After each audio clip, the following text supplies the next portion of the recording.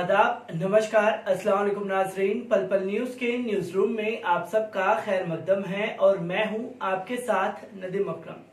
यूं तो उत्तर प्रदेश पुलिस और उत्तर प्रदेश प्रशासन लगातार ये दावे करता रहता है कि उन्होंने अपने राज्य से क्राइम को पूरी तरह से खत्म कर दिया है। ठीक उसी तरह जब उत्तर प्रदेश पुलिस किसी बदमाश को पकड़ने के लिए खेतों में जाती है तो बंदूक खत्म होने पर ठाए ठाए की आवाज से बदमाशों को ठिकाने लगा देती है। पर लगातार उत्तर प्रदेश में क्राइम रेशियो बढ़ता जा रहा है, जिसके ऊपर ना ही सरकार ना ही प्रशासन ध्यान देने को तैयार है, क्योंकि उत्तर प्रदेश में क्राइम रेशियो इस कदर बढ़ गया है कि अव्वल पर नंबर 1 पर उत्तर प्रदेश सरकार है क्राइम रेशियो में। लगातार हिंसाओं की खबरें, लगातार मर्डर की खबरें, लगातार रेप की खबरें उत्तर प्रदेश प्रशासन में बढ़ती ही जा रही हैं। किस तरह इसे लगाम लगाया जाए, ना ही सरकार ना ही प्रशासन इस पर लगाम लगाने को तैयार है और ना ही इसके बारे में सोचने को तैयार है। पर इसी दौरान एक हैरान कर देने वाली खबर शामली से हम लोगों के सामने आ रही है, जहां एक मदरसे के मुफ्ती को बेरहमी से मार दिया गया और उनका अधजला शव यमुना नदी से निकाला गया है। क्या है पूरा मामला, एक बार उस पर भी नजर डाल लीजिए। दुनिया भर में कोरोना कहर बरपा रहा है। कोरोना की चपेट में लाखों की संख्या में लोग आ गए हैं, जबकि इस महामारी से मरने वालों की संख्या भी लाखों में पहुंच गई है। भारत में भी इस महामारी का खासा असर देखने को मिल रहा है, लेकिन भारत में इस वायरस से लड़ाई में अब धार्मिक मुद्दा भी शामिल हो गया है। वजह दिल्ली के निजामुद्दीन मरकज में तबलीगी जमात के लोगों का मिलना, जिसके बाद से इसे धार्मिक मुद्दा बनाया गया। दरअसल अब खबर उत्तर प्रदेश के शामली से आ रही है, जहां एक सप्ताह पूर्व संदिग्ध हालत में लापता हुए मदरसा संचालक का शव बुधवार देर रात यमुना नदी से बरामद होने से सनसनी फैल गई है। शामली जनपद के कैराना में 16 अप्रैल को बाजार में सामान की खरीदारी करने निकले मदरसे के प्रबंधक बाइक सहित लापता हो गए थे। इस दौरान परिजनों ने उनके काफी तलाश किया, लेकिन कोई अता पता नहीं चला। लेकिन बाद मुफ्ती के परिजनों ने कैराना कोतवाली में गुमशुदगी की रिपोर्ट दर्ज कराई थी। वहीं इस मामले को गंभीरता से लेते हुए पुलिस ने मुफ्ती के मोबाइल फोन को सर्विलांस पर लगाकर उनकी तलाश कर रही थी, लेकिन उसके दोनों मोबाइल नंबर बंद आ रहे थे। इसकी वजह से उनका कोई सुराग नहीं लग पा रहा था। वहीं इस घटना को लेकर के जामा मस्जिद के शाही इमाम मौलाना ताहिर हसन ने भी एसपी विनीत जायसवाल से मिलकर मुफ्ती को जल्द पता लगाने की गुहार लगाई थी। इसके बाद एसपी ने जल्द ही कार्रवाई करते हुए घटना के खुलासे का आश्वासन दिया था। अब इस घटना को लेकर पुलिस ने बड़ा खुलासा किया है। बता दें कि बृहस्पतिवार को एसपी विनीत जायसवाल ने बताया कि 21 अप्रैल को गांव मवी काकोर स्थित मदरसा के अध्यापक अब्दुल्ला ने गुमशुदगी दर्ज कराई थी कि 16 अप्रैल को सुबह मदरसा संचालक 35 वर्षीय मुफ्ती सूफियान बाइक से कैराना गए थे। इसके बाद वापस नहीं लौटे। एक खबर के अनुसार जांच के लिए सीओ कैराना प्रदीप कुमार और कोतवाल यशपाल धामा के नेतृत्व में पुलिस टीम गठित की गई थी। सर्विलांस टीम को भी लगाया गया था।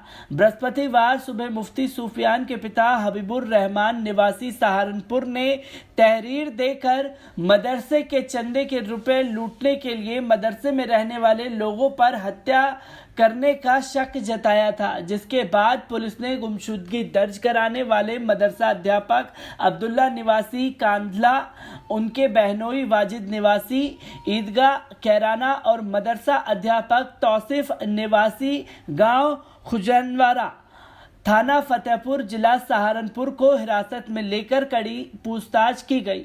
आरोपियों ने खुलासा किया कि 15 अप्रैल की रात तीनों ने चंदे के रुपए लूटने के लिए मुफ्ती सूफियान को चाय में नशीला पदार्थ मिलाकर पिलाया, फिर ईंट से कुचलकर हत्या कर दी।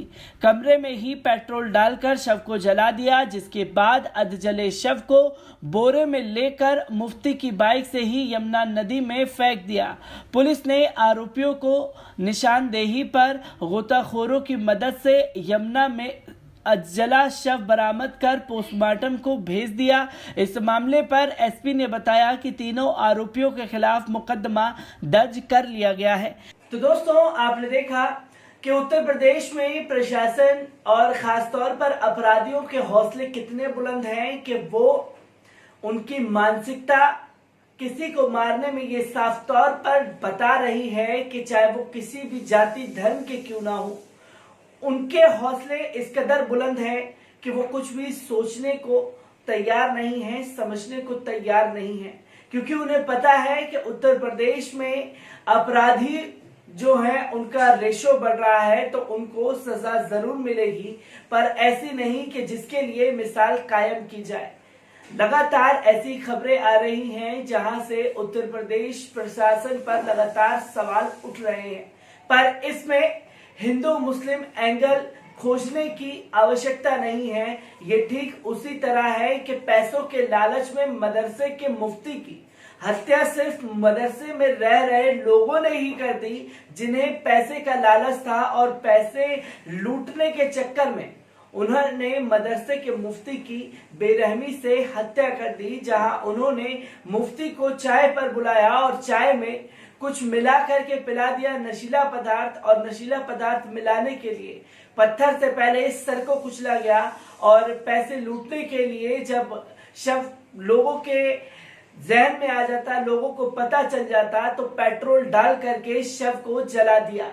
और सबसे बड़ा सवाल ये उठता है कि लॉकडाउन में बड़े बड़े दावे करने वाली उत्तर प्रदेश पुलिस, उत्तर प्रदेश सरकार आखिरकार तब कहां सोई हुई थी जब डेड बॉडी को ठिकाने लगाने के लिए बाइक से 3 बदमाश चले जाते हैं और लॉकडाउन के दौरान उनको कोई देखता भी नहीं है। आखिरकार ये किस तरीके का असर जनता पर पुलिस का पड़ रहा है और आखिरकार किस तरीके से लोगों को काबू कर रही है। जहां बेरहमी से उत्तर प्रदेश पुलिस रिजवान को पीट पीट करके मार डालती है और ये बताने की कोशिश करती है कि एक्सीडेंटल केस था जिसके चलते रिजवान मर गया, पर जहां असल में रोकने की जरूरत है वहां पूरी तरह से रोकने में असमर्थ है उत्तर प्रदेश की पुलिस। और जो तस्वीरें लगातार उत्तर प्रदेश से आ रही हैं वो यकीनन डराने वाली हैं। और मदरसे के मुफ्ती की हत्या करने में कोई और नहीं, मदरसे में रह रहे प्रबंधकों का ही हाथ साफ तौर पर पता लगा है। जहां मुफ्ती के वालिद से जब पूछा गया तो उन्होंने शक के आधार पर बताया, और शक के आधार पर बताए जाने के बाद सारी तस्वीरें साफ हो गई कि पैसे लूटने के चक्कर में मदरसे के मुफ्ती की हत्या मदरसे में ही रह रहे लोगों ने कर दी थी। ये एक बड़ी सनसनी खबर मैं आप लोगों के साथ लेकर के जुड़ा था, और ऐसी ही तमाम खबरें आज दिन भर आप लोगों से रूबरू कराता रहूंगा। तब तक के लिए दीजिए मुझे इजाजत। शुक्रिया।